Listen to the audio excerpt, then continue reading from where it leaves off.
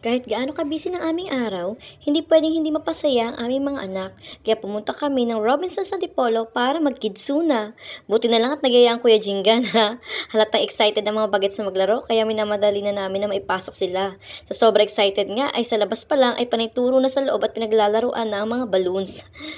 Sa loob ng kidsuna, mararamdaman mo talaga ang pagiging bata. Sabi nga ng iba ay hinihilang inner child. Kaya tuwang-tuwa din kaming pagmasdan ang mga bata na naglalaro. Maganda at safe sa mga bata ang lahat ng bagay na nandito. Kaya no wonder kung bakit binabalikan talaga to ng mga bagets. Marami nga ditong laruan na pwedeng pagpilian na siguradong mai enjoy ng mga bata. Kahit ano nga ay pwede mong laruin na safe para sa kanilang lahat. At ito nga, habang sila ay naglalaro, kami naman ay nagkukwentuhan. Pero maya-maya pa ay nakaramdam na sila ng gutom. Kaya sa panahon nga yan ay tumawag na ang Kuya Kalum namin dahil gustong humabol at makipaglaro. Kaso natapos na ang oras namin kaya naisipan namin lumipat ng Tom's World. Nang dumating nga ang Kuya Kalum, ay sa kagustuhan niya makabalik ng kidsuna ay naglupasay na siya sa sahig.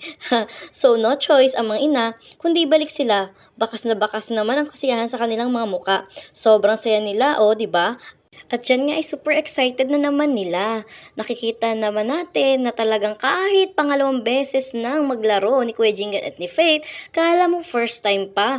Kaya nga may inaisip namin, masaya magkidsuna, kaso kung paulit-ulit naman, nakakapagod din. Kaso tiis-tiis lang kami mga ina, kasi kailangan namin mapasaya ang aming mga anak. At ito nga tuwang-tuwa si Kalum na papatalon sa sobrang saya. So ayan din si Kuya Jingan na nakikilaro sa ibang bata.